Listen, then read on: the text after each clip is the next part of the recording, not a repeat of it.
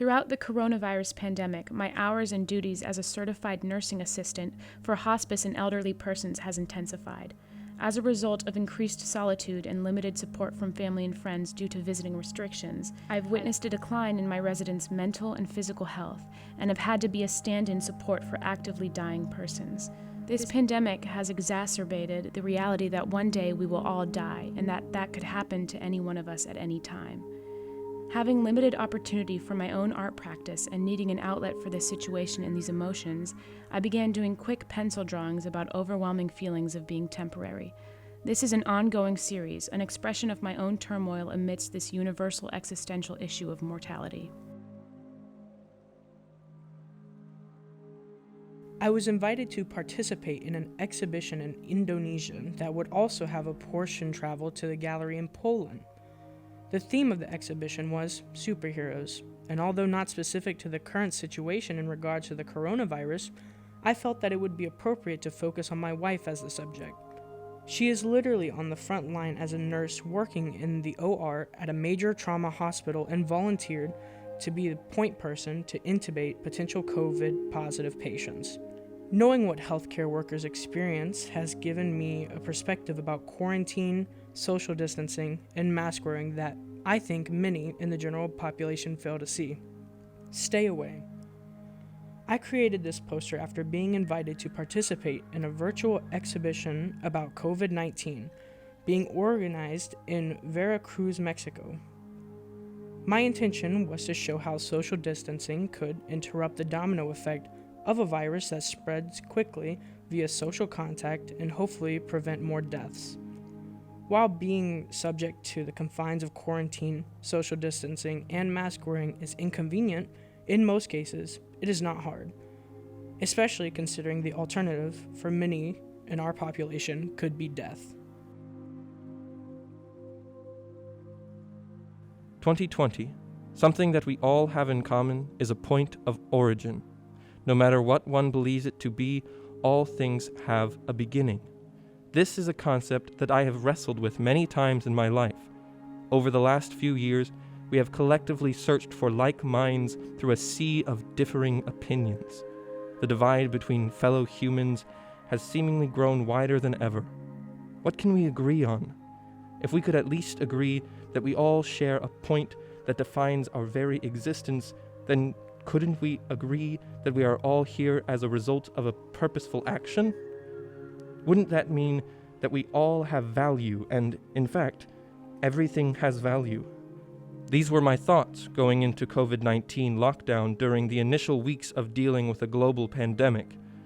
I quickly realized that even this event would unfortunately cause controversy and division. I was left searching for one thing that could be agreed upon and landed back at the idea of a point of origin. I am an obsessive-compulsive person, though I am commonly labeled a large-scale figurative oil painter. I create more than 500 hand-cut snowflakes each year from November 25th to December 25th. I need to keep my hands busy. I am otherwise a rather productive artist. However, COVID-19 has hit me fairly hard. I have suffered some mild depression and at times even felt incapacitated. To combat the absence of my anima, and as an attempt to keep my artist hand busy, I began drawing at night in my loft. Out of this came a series of 6 drawings entitled The Nocturne, OCD COVID-19 Drawing Series. My sketchbooks have seen me through every major struggle of my life since I was 16, from heartbreak to losses, to a Category 5 hurricane that turned our lives upside down. At times, these pages offer a welcome distraction to focus on something beautiful, while sometimes they're an outlet for expressing pain and anxiety. This time, this sketchbook has seen me through 5 months of a global pandemic. I have been almost entirely isolated the entire time, turning down professional and personal opportunities left and right. At the beginning, everyone was stuck at home separately but together in spirit. As time wore on, more and more of the world stepped outside to play with one another and get back to normal life as my family remains remote, all set to seeing needless death and suffering from behind a screen. Sketchbook pages span from hiking and canoe trips with my husband to streamlined writings about the pandemic. Many pages were even live streamed on social media as an attempt to stay connected with the outside world. Some pages embrace moments of peace in solitude while others scream against it.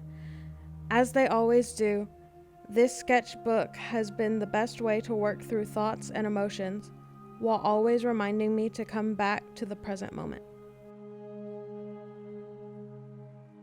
Self-reflections in the mirror were deeper now in the time of quarantine. As I captured my reflection in the mirror, I saw the many stages of life in my eyes and in my face. What do I know? What do we know as humans and beings on the earth? I taught an adult class in drawing the self-portrait online, and the many artists I was teaching often expressed their fears of being in quarantine and being vulnerable to a deathly virus. I, on the other hand, was home with my infant foster son, my 2 dogs, and 2 cats making art and teaching art. I was immersed in the idea that I did not have to go out, and I could do all my art without outside pressure from the world. I lost myself in my mirror as I spoke to my soul through Conte on the paper. The self-portraits I created are dialogues within myself. Every mark made is a response.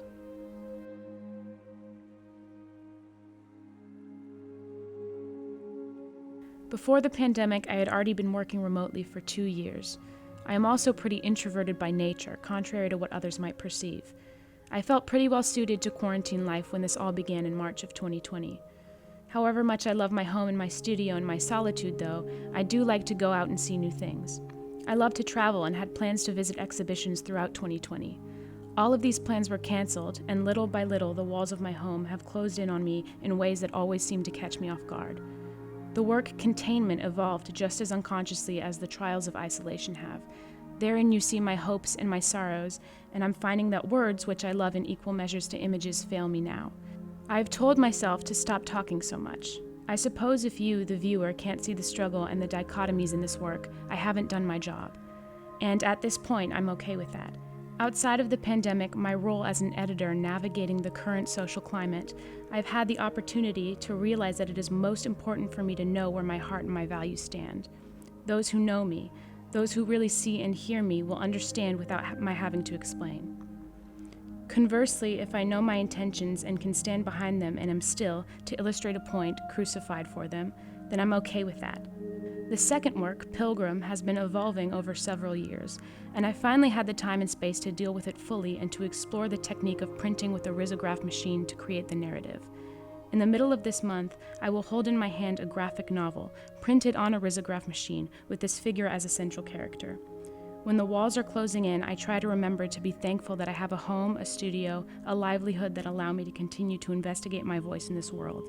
Every day is not a win, but then, that has always been the case. In between sourdough, pickling, gardening, crocheting, camping, etc. I created this portfolio sheltering in place during the COVID-19 outbreak, March 12th to June 6th, 2020. It was created by making half-size screen prints of 7 new scratchboard drawings. The work explores the coronavirus pandemic as a new type of American crisis, illustrated through the clash of values that have preceded these maybe not so unprecedented times. It also continued my ongoing investigation into the environmental crisis.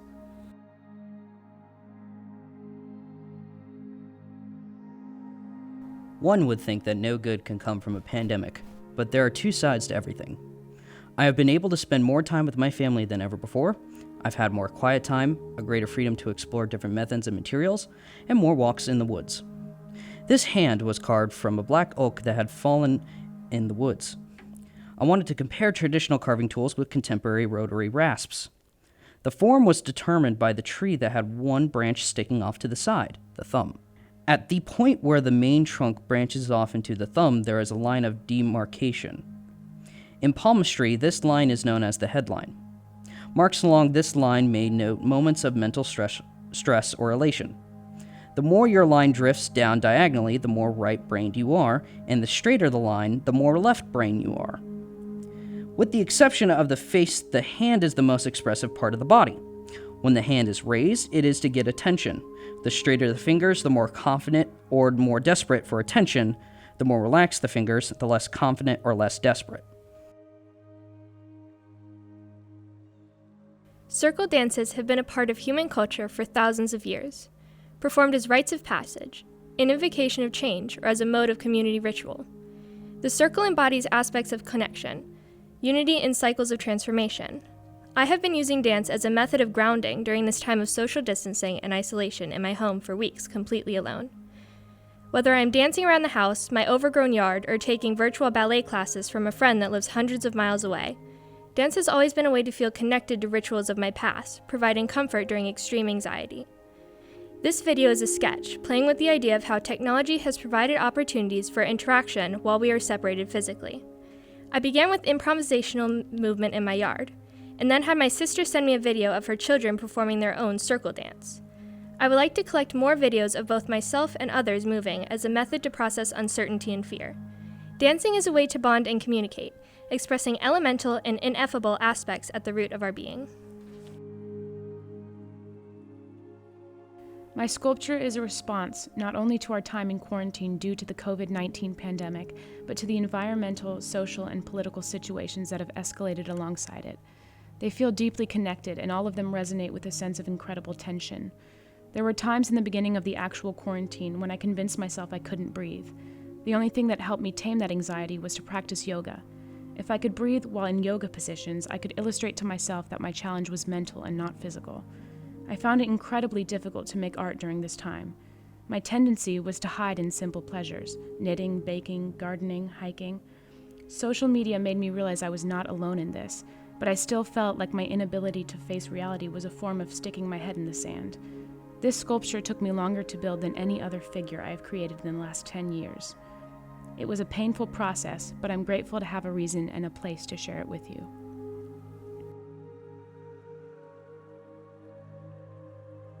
I've tasked myself with questioning the artifacts of my culture by changing their context and content. Working with handmade remnants of the past, I repurpose them to comment on the present. The history of a quilt pattern, this one rail fence, as well as its geometric pattern and wild color, is combined and contrasted the solemn beauty and warning nature of bones in linen. This quilt serves as a bit of a decoder to one of the symbols in my work. If you see a red X, I am thinking of a crossbones. I have been making work about mortality for many years, but the imminence of death by disease and violence this year has changed the context of this work. Nests are a pairing of form and function that I have always admired. They are resilient structures put together with determination and resourcefulness. Due to the enduring COVID-19 pandemic, our homes, our nests, have taken new form as they become offices, studios, and schools in addition to our place of refuge. These words speak to the isolation, desperation, and resilience of this time. These ceramic sculptures were made during the spring of 2020 at the beginning of the Safer at Home order in my state. The COVID-19 crisis and the general state of the country have made me consider the idea of safety and vulnerability. Antifix is based on Etruscan guardian figures placed on the corners of houses. The idea of home as sanctuary inspired this piece, even though I realized that the concept of safety is illusory. Harpy was a piece I started planning during the Brett Kavanaugh confirmation hearings. Harpies are half female and half bird mythological creatures. They have beautiful faces and terrifying talons that rip into men who cross their path. During the Kavanaugh hearings, I considered the duality of how women are viewed as both vulnerable, but also as creatures to be feared by men.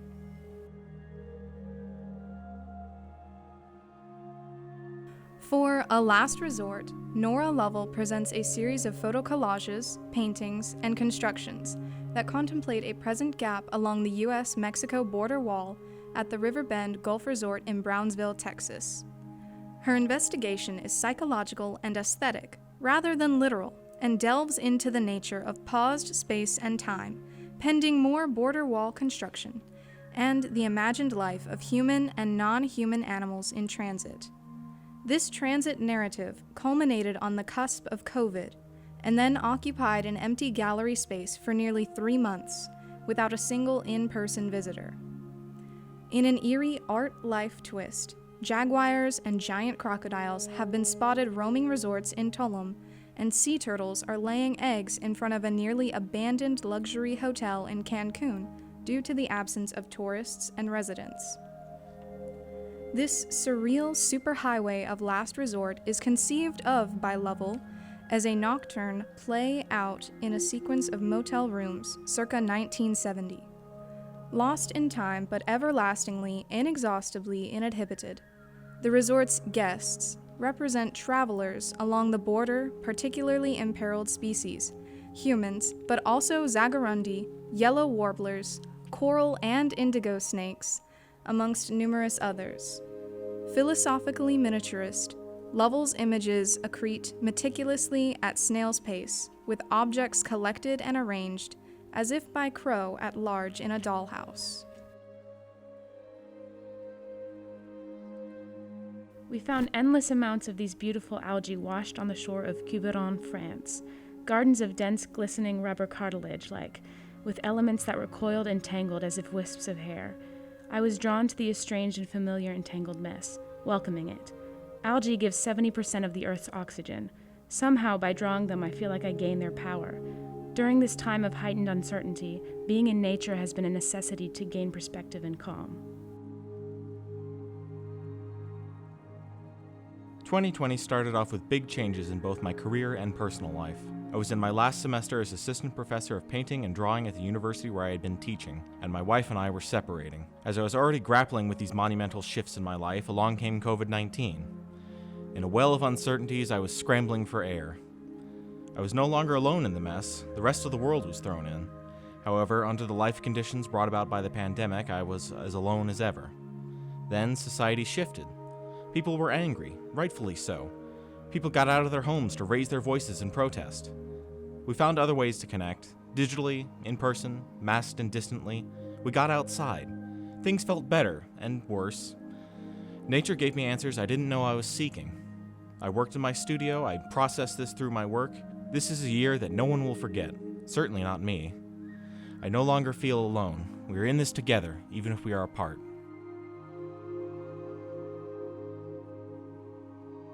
The collage images are found from books that are damaged and is a medium that merges my two identities of artist and librarian. The additional materials included are watercolor and glitter. Watercolor is a new addition to my work and provided a chance to play with color theory. This COVID-19 series personifies the anxieties I have been feeling since the pandemic began. It's not able to be seen, but it could kill, and we don't know the long-lasting effects. I use scenes from early horror films and covers from vintage mystery novels to best convey that something is still out there. We're living in a complicated time to which we have responded in a myriad of ways. If you watch the news, no matter what channel, you will see how the language of war is employed in discussions of the coronavirus. We are in a fight or battle against the virus, with people on the front lines described as heroes. This vocabulary ties the science into a palatable and understandable package. It gets the point across. The virus is our enemy. What we forget sometimes is that the coronavirus may be hostile, but it is not alive, nor is it to continue with the language of war, a worthy adversary. The virus needs us, living beings, to survive. Unlike bacteria, a virus requires a host to maintain existence and thrive. Many viruses have the same basic structure. They have a core that holds DNA, which is surrounded by a capsid. In diagrams, the capsid is often depicted as a polygon, oval, or almond shape. The outside layer of a virus is called the envelope and is usually round with a series of nail-like protrusions that attach the virus to the host. And thanks to Tamrid 6, I have made my own viruses complete with red cores, pink capsids, and black envelopes. These viruses conjugate peacefully and float within the fluid landscape of a body. They are comfortable in this space, it hosts them well, and they are not malevolent. I am keenly aware that despite being locked into the footprint of our homes, our families have expanded as strangers care for loved ones outside our reach and every soul lost becomes one of our own. Friendships have become anchors, mooring and reorienting me. I am watching as we struggle to stay present and to see. Unable to really focus on work the way I normally do, I decided to make a tribute, a short film, Hinges, about these networks of support. A henge is a Neolithic earthwork ringed by totems used to mark solstices and sacred places. The circles of friendship and family that have sustained me are like personal hinges, guarding inner worlds and vulnerable lives.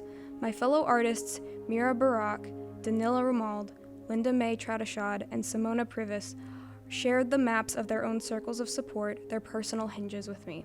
The film was made as part of another project on quarantine art. For this show, I decided to expand the objects in my film and articulate these spaces that we hope to protect through the fragile ties of relationships and unspoken prayers. The current pandemic that the world is facing impacted my studio practice in ways like most artists. I took some time to think and reflect on what I make in the studio.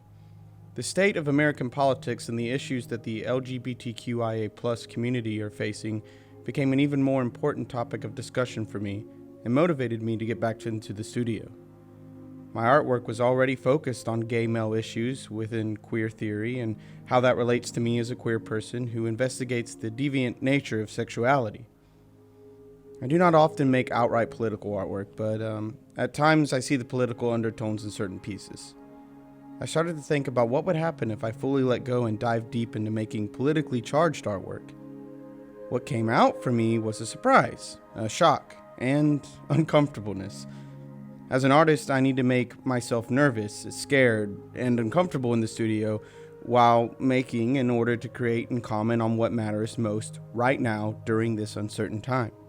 Coming from a family that is heavily devoted to and rooted in the military, the appropriation of the American flag has been an object I have only used a couple times. Even in those few times, it was never the centerpiece of the artwork. For Howard Kotler and Miss Americana, I wanted to show my interpretation of what I think the American government would look like next to one of my idols, ceramic artist Howard Kotler. Kotler was a collage genius and a groundbreaker for queer ceramic artists today, so I thought it was appropriate to have him standing next to a stud using his erect penis to hold up the American flag. Gay rights across the board are in jeopardy right now in the United States, and the future is a dark unknown. I identify as a gay man who is queer and uses the pronouns he and him. Trans men and women are facing, and have been for decades, a battle for equal rights, representation, and an identity that is not considered deviant.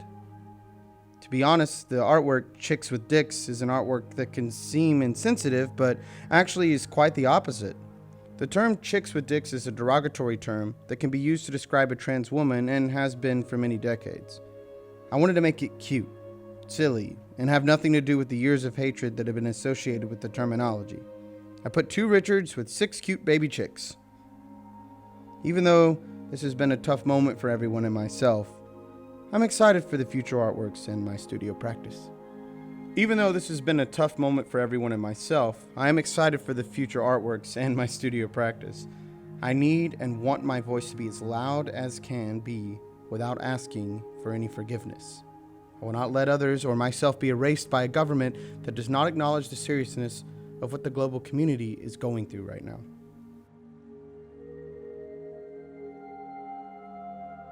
I think many artists are lucky when it comes to pandemics. Our coping mechanism for bizarre and overwhelming life experiences is already a part of our daily practice as we create. I can remember watching the news as the train wreck left the station in China. Knowing the incompetence of our country's leadership and the incompetence of many other heads of state around the world, I had a feeling that things would not unfold well. As the quarantine began, it was partly a welcome time to focus more on the studio and family life, and partly a time of fear, anxiety, and confusion, taking for granted the safety and security I had been accustomed to. An unraveling of those notions began. I watched too much news on a daily basis, obsessed over numbers and statistics in states and counties, where I had relatives and friends living. My anxiety kept growing. This work was a way for me to make visible the invisible, the virus itself, the fear of uncertainty surrounding all that we did not know about it, and the insecurity that comes with living in a pandemic are all components of the figurative representations in this series of work.